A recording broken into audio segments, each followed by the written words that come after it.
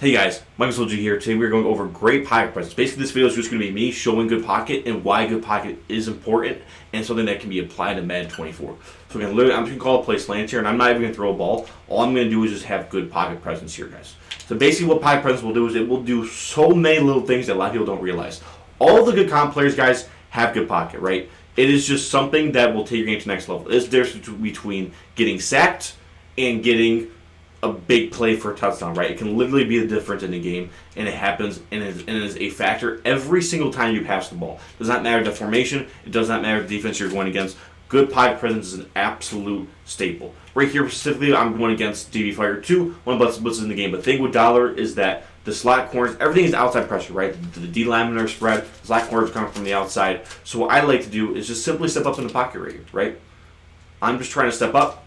Because the only thing that's really in my way here from the interior is the D tackle. But again, it doesn't matter if you're going against nickel normal, 3-3 cub. It just doesn't matter if it's going to be 3 or 4 odd. The idea is that we are just going to step up here, and there are just so many benefits, guys, that great pocket presence here does for us.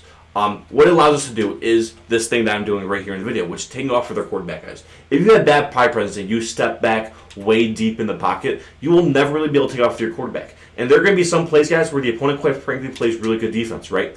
And if they play great defense, we are going to need an option here for us if none of our routes are open, right? Like they're going, sometimes you got to tip to the opponent and they will play good coverage. That's fine. What we will have with good pocket, guys, even if, like I said, nothing's open, we can still take off and get this first down just from having good pocket, right?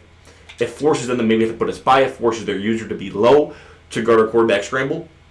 It really. And if we have a mobile quarterback right here, this could turn into a pretty huge gain right here, right? Or if they are in man coverage where all the receivers are down the field and no one's tested the quarterback, this can turn into a huge gain.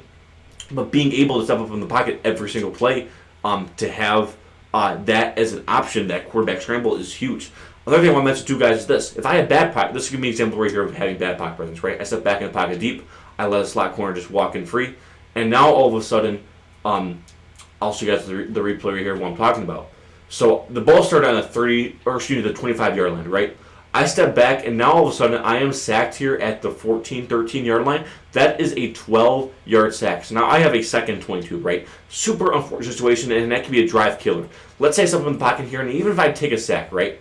Boom. Not only do I have way more time to throw, but if I take a sack right here, guys, that is a sack for 0 yards, right? That's maybe I gained a yard there on a sack, right? If you have good pocket presence here, not only do you have way more time to throw the ball, but you can take off against, say, with quarterback. But even if you get sacked right there off a block or something, you're still only going to have a 2nd and 10 maybe coming up, right? It'll be the same as an incomplete pass. It won't be a drive killer because you're not losing 12 yards, 13, 14 yards is kind of what I'm getting at. But again, one of the things I mentioned before too, way more time to throw this ball, right? Way more time. And then the quarterback scramble there is an option. But as you can see right here, guys, just step up in the pocket, I am getting a ridiculous amount of time here versus DB Fighter 2 defense.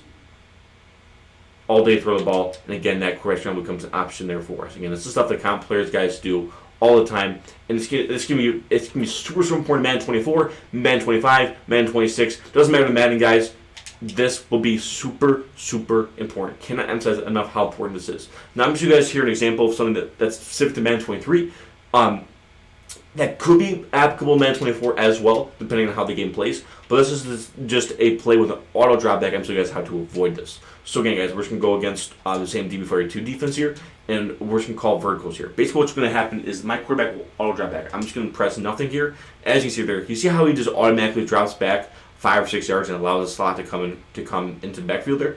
But again, I'm not going to press anything here. I'm just going to send the ball. My quarterback will drop back 5 or 6 yards automatically, right? That's just to play verticals. That's just a thing about the play. There are other plays that have the same issue as well. So what I like to do, guys, especially if you have a play with an auto drop back, is that in Madden 23, I will spam the left trigger after the ball is snapped. And the key thing, guys, too, with having a pocket, you want your first step to be up in the pocket, right? You don't want to drop back. You want it to be up. So I'm going to press the left trigger and go up. So basically what the left trigger will do is it will cancel that drop back. So instead of starting my step up 5 yards past where he's at right now, I'm now starting to step up right away, right? I'm not falling back in the pocket that deep. I'm stepping right up, right? And again, even though right there I got a black shed, I'm okay with that because that's like a 1-2 yard sack. That will not hurt me at all, guys, right? But the idea is that I just want to be able to step up quickly, right? step up, step up, step up, boom. Left trigger cancels that drop back, and then from there, we are simply just stepping up the bottom, guys. This is something too, this is a repetition thing. Once you do this over and over and over again, it will just become second nature. But it's a super, super important principle to teach guys, because like I said, this is such, I can't emphasize enough how important this is in every single match. So yeah, I feel like that just doesn't get talked about a lot. Even right there, I got sacked, that's a loss 2 or 3 yards, I'm okay with that. But the idea is, guys, the benefits that good pocket presence provides in every single Madden is just huge, right? Like I said, the sacks are way smaller, allows us to keep the drives going. If we have everything bagged on the field, they play good defense. We can have an absolute bailout, right? So like I said, the sacks right there, that's fine with me. But it provides us a bailout if we have a bad play call versus our defense and everything is bagged.